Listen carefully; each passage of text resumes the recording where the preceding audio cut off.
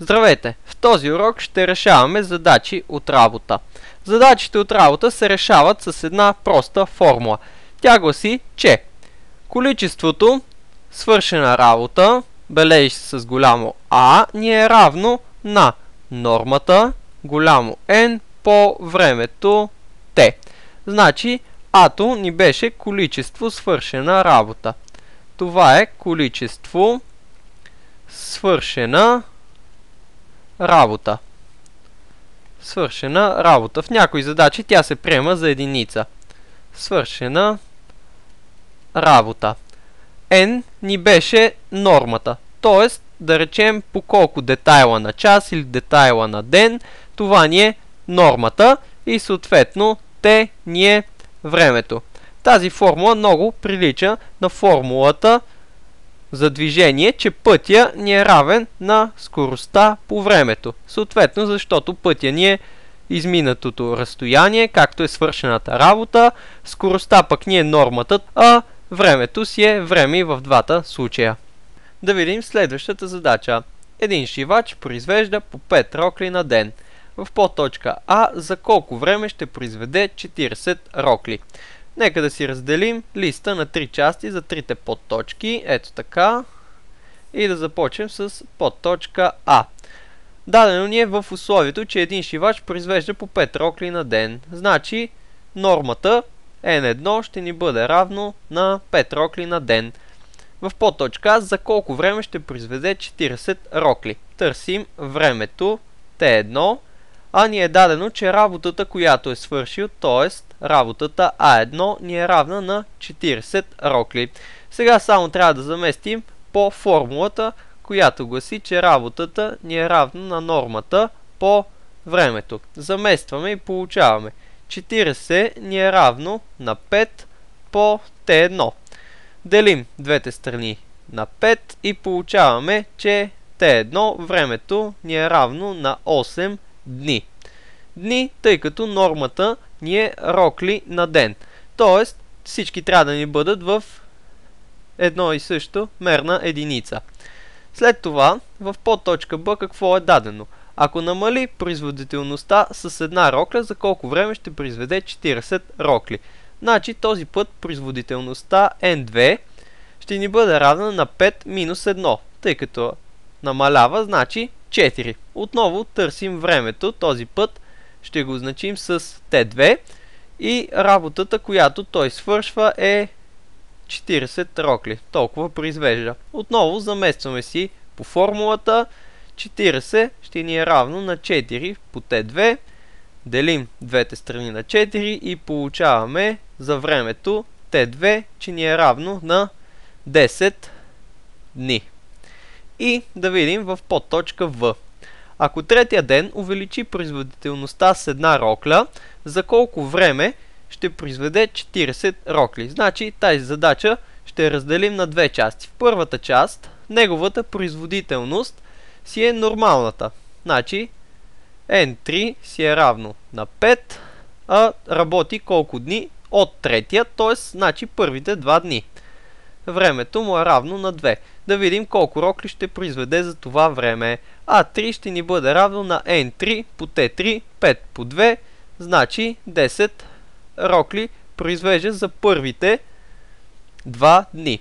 Втората част на задачата, сега вече трябва да видим за останалите дни, колко време ще произведе тези 40 рокли. Ние сме произвели вече 10, значи от всички рокли, които са 40, вадим тези 10 и получаваме 30 рокли, което ни е работата във втората част на задачата. Значи това ни е А4. Сега вече той е увеличил производителността с 1.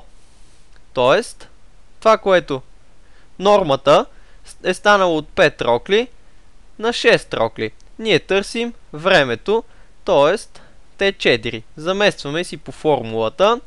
30 ще ни бъде равно на 6 по T4. От тук делим двете страни на 6 и получаваме, че T4 съответно ни е 5 дни. И сега, като отговор, за колко време ще произвежда тези 40 рокли? В началото 2 дни и след това още 5 дни, значи за 7 дни, ето така, отговор за 7 дни той произвежда тези 40 рокли. А сега следващата задача. По план дърводелец изработва за 10 дни определено количество детайли, но той решил да увеличи дневната си норма с 10 детайла и така работил 15 дни.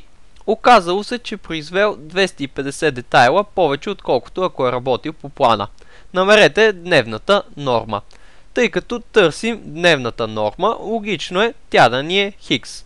Значи n дневната норма хикс означаваме. След това по план дърводелецът е работил 10 дни. Значи времето, което е работил, това ни е 10 дни. И е произвел определено количество детайли. Тоест, работата, която е свършил, ще ни е равна на n по t или 10 по хикс. 10 хикс. Сега, след това, той решил да увеличи дневната си норма с 10 детайла. Значи, увеличава дневната си норма, n1 става хикс плюс 10. И така работил 15 дни. Значи, t1 ни става равно на 15. В такъв случай работата, която той е извършил, a1 ще ни бъде равно на m по t, т.е. хикс плюс 10 по 15. Това е работата във втория случай.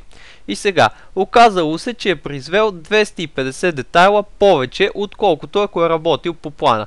Значи във втория случай, дето имаме A1, е произвел 250 детайла повече. Тоест, 15 по хикс плюс 10 са повече, отколкото 10 по хикс. Сега обаче трябва да изравним по някакъв начин с тези 250 детайла, така че да получим уравнение. Тъй като 10 хикс е по-малкото, към него трябва да добавим 250, така че да ги изравним. Получаваме 15 по хикс плюс 10 да ни е равно на 10 по хикс плюс 250 детайла. И вече имаме уравнението, остава да го решим. Разкриваме си скобите. 15 хикс плюс 150 ни е равно на 10 хикс плюс 250. Това, което съдържа хикс от едната страна, другото от другата. Получаваме 15 хикс минус 10 хикс ни е равно на 250 минус 150. От тук 5 пъти хикс ни е равно на 100. Делим двете страни на 5 и получаваме, че хикс ни е равно на 20. Тоест, дневната норма на дърводелеца е 20 детайла. Да видим следващата задача. Един счетоводител може да осчетоводи само определен брой фактури за 10 дни, а друг счетоводител за 5 дни. За колко дни ще осчетоводят тези фактури, ако двамата работят заедно? Значи това, което търсим е за колко дни ще ги осчетоводят, като работят заедно. Значи хикс е дни, в които работят заедно. В които работят заедно. Работят заедно. И сега трябва да намерим всеки на ден по колко фактури прави. Значи за първия счетоводител имаме, че осчетоводява определен брой фактури. Значи работата, която свършва A1 ще ни бъде равна на единица. За 10 дни ги прави тези фактури, т.е. времето T1 му е равно на 10. Значи на първия търсим N1, на колко е равно. Как ще стане това? Еми по формулата, че A ни е равно на N по T.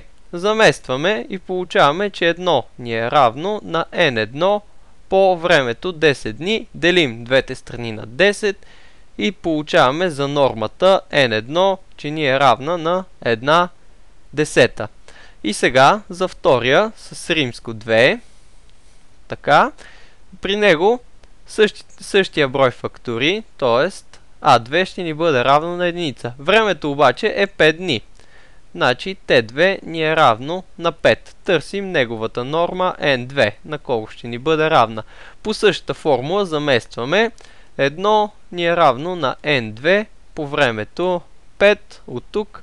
N2 ще ни бъде равно на 1 пета. И сега остава да видим за колко дни ще осчетоводят тези фактури, ако двамата работят заедно. Значи, работата ни е равна на нормата по времето. Работата винаги ни е една и съща, тъй като фактурите са едни и същи, т.е. единица. Нормата сега обаче ще бъде нормата на първия, т.е. N1, плюс нормата на втория, тъй като работят заедно. Времето ни е съответно хикс дни, това, което търсим. Сега остава да заместим и да го решим. Едно ще ни бъде равно на 1/10 плюс 1/5, затваряме скобата, по хикс. Трябва да си направим общ знаменател. На 1/5 умножаваме числителя и знаменателя по 2. Получаваме, че 1 ни е равно на 1/10 плюс 2/10 по хикс. Записваме, че 1 ни е равно на 3 пъти хикс цялото върху 10. За да се освободим от десетката в знаменателя, умножаваме двете страни по 10. Получаваме, че 10 ни е равно на 3 пъти хикс. Можем да сменим местата, т.е. 3 пъти хикс равно на 10. Делим двете страни на 3 и получаваме, че хикс е 10 трети, или това е 3,1 трета. Тоест, за колко дни ще осчетоводят тези фактури? За 3 дни и 1 трета. Това беше днешният урок. До следващия път!